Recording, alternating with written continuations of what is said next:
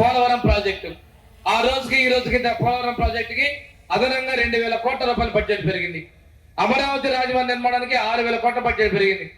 ఇంకో ఏంటంటే మన దగ్గర చాలా బిల్డింగ్స్ ఉన్నాయి. కొండేపులో స్టేడియం, అదే విధంగా వెటనరీ ఏడీ ఆఫీస్, ఇలాంటివి కొండేపులో కమ్యూనిటీ హాల్ ఆ రోజు ఫౌండేషన్స్ మనం వేస్తే పూర్తి చేసేది మనం. ఎందుకు చేస్తుంటే చరిత్రకి సాక్ష్యం. మధ్యలో ఒక విధ్వంసకర ప్రభుత్వం వచ్చింది, అభివృద్ధిని కుట్టుపడేసింది, అందువల్ల ఇవన్నీ వచ్చాయనేటువంటిది ఒక సాక్ష్యాలు. మీ అందరికీ బాగా గుర్తుంది. మన పెద్ద ఆయన దామచల్లాయన గారు బీసీ హాస్టల్స్ ఇస్తే ఆ హాస్టల్ ని పెద్ద ఆయనకి 2004లో మన ప్రభుత్వం నుంచి దిగిపోయే సమయంలో ఆ బిగిన హాస్టల్స్ స్లాబులు వేస్తే 14లో మనం వచ్చిన తర్వాత బిల్డింగ్లు పూర్తి చేసాం. ఇదే కాదు, బిగినపల్లి కావచ్చు, మిగిలిన ప్రాంతాలు ఉంటే కమ్యూనిటీ హౌస్ పరిస్థితి అదే పరిస్థితి. అంటే ఇక్కడ ఒక చూసుకోవాలి, అభివృద్ధి అనేది ఏదైనా చేసిందంటే అది తెలుగుదేశం ప్రభుత్వమే చేసింది. ఆ రోజు పెద్ద దామచల్లాయన గారు 10 సంవత్సరాలు ఎమ్మెల్యేగా మంత్రిగా ఈ ప్రాంతంలో అభివృద్ధిని సంక్షేమాన్ని అందిస్తే మళ్ళీ 14-19లో మనం ఆ ప్రాంతంలో ఎనలేని అభివృద్ధిని చేయడం జరిగింది. సుమారు 1,500 కోట్ల రూపాయల అభివృద్ధి ఆ ప్రాంతంలో చేశారు కూడా నేను తెలియజేస్తున్నా. మనం వచ్చిన తర్వాత ఇప్పటికి సుమారు 150 కోట్ల రూపాయల పైన అభివృద్ధి పనులు మనకి మొదలు పెట్టుకోవడం జరిగింది. ఇంకో విషయం, ఎస్టీ యానాది పిల్లల కోసం పొన్నలూరులో మన స్కూల్ ఇస్తే 5 కోట్లు పెట్టి అది పూర్తి చేయాల. ఆ రోజు తెచ్చింది మళ్ళీ ఇప్పుడు మనం పూర్తి చేసేటువంటి పరిస్థితి.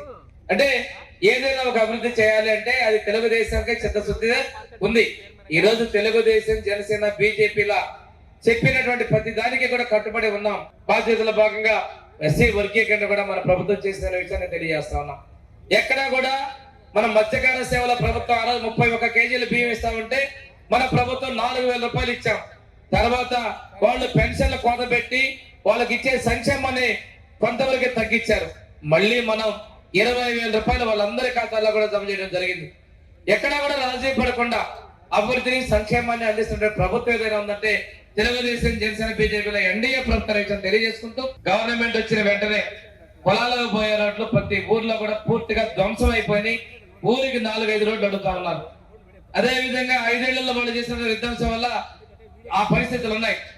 ఆర్థిక పరిస్థితుల వల్ల మనం అన్ని కూడా చేసుకుంటా కొద్దిగా సమయంలో ముందుకెళ్తామని కూడా తెలియజేసుకుంటూ ఈ రోజున 2018 ఫిబ్రవరిలో మనం ఇచ్చినటువంటి ఎక్స్టర్నల్ ఎయిడ్ ప్రాజెక్ట్ ఇచ్చిన ప్రతి గ్రామానికి ఇచ్చిన రోడ్లని గవర్నమెంట్ మారిన తర్వాత పక్కన పడేస్తే ఈ రోజు మళ్ళీ ఆ రోడ్లన్నింటినీ మనం మొదలు పెట్టుకునే పరిస్థితి వస్తుందని కూడా తెలియజేసుకుంటూ ఇప్పుడు పూర్తి స్థాయిలో అభివృద్ధి మన ప్రభుత్వంలో మనం పూర్తి చేస్తున్న విషయాన్ని మీకు తెలియజేసుకుంటూ సెలవు తీసుకుంటున్నా.